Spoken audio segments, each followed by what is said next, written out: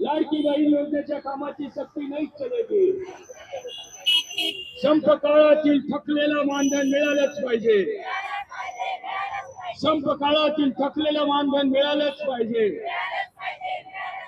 2 तारखेची मंत्रालयातली मीटिंग का रद्द केली? मुख्यमंत्री जवाब दो।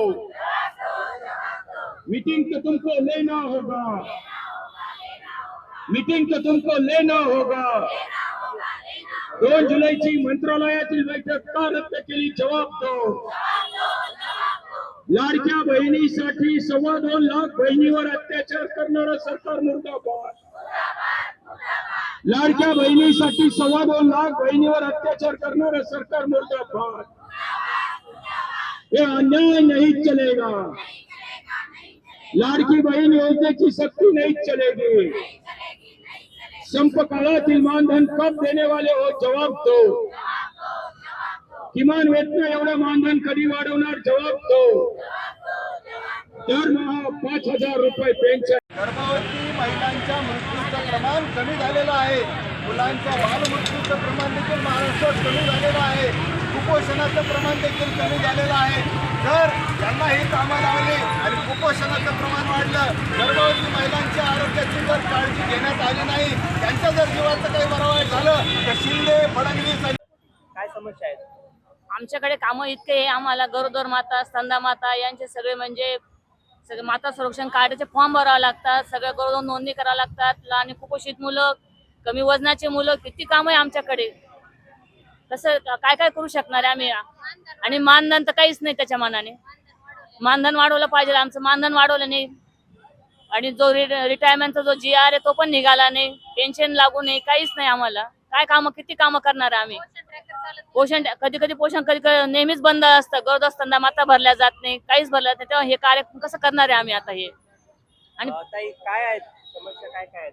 समस्या आमच्या तर आता या नवीन ज्या योजना निघलेली मुख्यमंत्री माझी लाडकी बहीण, आमच्यावर पहिलेच खूप योजना आहे, लेक लाडकीचे पण आम्हीच काम केलेले, आता पुन्हा हेच काम योजना सरकारी त्यांनी सरकारी कर्मचाऱ्याला दिलं पाहिजे ना। आम्हाला तर सरकारी कर्मचाऱ्याचा पण दर्जा देत नाही, आम्हाला ती पण मागणी आमची। मानधन वाढ झालेली पाहिजे, पेन्शन पण त्यांनी मंजूर केलेलं नाही अजून। याचा मुलावर खूप परिणाम होतो, कारण पालक लोक या महिला ज्या आहेत त्या सकाळी अंगणवाडीच्या मुलांच्या वेळेतच येत आहे ना, मग ते पालक म्हणणं चाललं की तुम्ही दुसरेच काम करता, मुलांकडे लक्ष दिलं जात नाही ना। त्यांचं पण पूर्व प्राथमिक शिक्षण द्यावं लागतं, वजन त्याच्यावर पूर्ण आम्हाला लक्ष द्यावं लागतं ना। एवढं काम करून पण सरकार आमच्याकडे काहीच लक्ष देत नाही। अर्थसंकल्पीय अधिवेशनात शिंदे फडणवीस पवार सरकारनं लाडकी बहीण योजना आणली। त्या लाडकी बहीण योजनेनुसार 1,500 रुपये महिलांना मिळणार आहेत। त्यासाठी गावागावात इतक्या महिलांच्या उड्या पडलेल्या आहेत आणि गर्दी करत आहेत। त्या वेगवेगळी कागदपत्र जमा करायची आहेत, ऑनलाईनने ते सगळं करायचं आहे। ते ऑनलाईन लिंक काही ओपन होत नाहीये, OTP देखील रात्री उशिरापर्यंत ते भेटत नाहीये।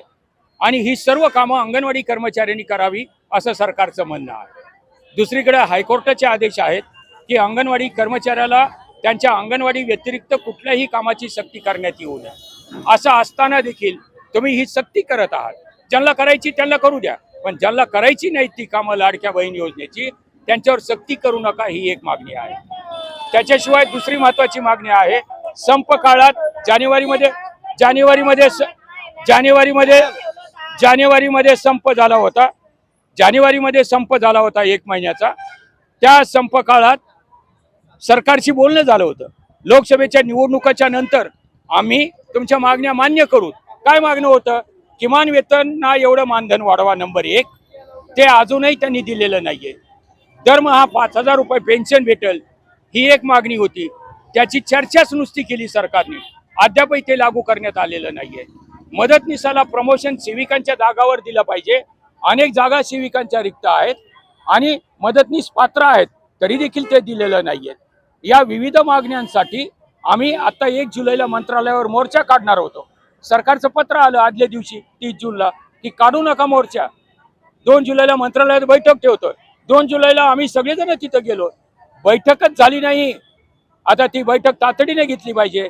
आता निरोप आलेला आहे की उद्या मंत्रालयानं परत ती बैठक ठेवलेली आहे। आज आमचं जे आंदोलन चालू आहे राज्यभर, त्याचा परिणाम म्हणून सरकारनं तातडीने उद्या बैठक ठेवलेली आहे। उद्याच्या बैठकीत तरी हा प्रश्न मार्गी लावावा आणि या मागण्याकडे लक्ष द्यावं असं आयटकचं म्हणणं आहे.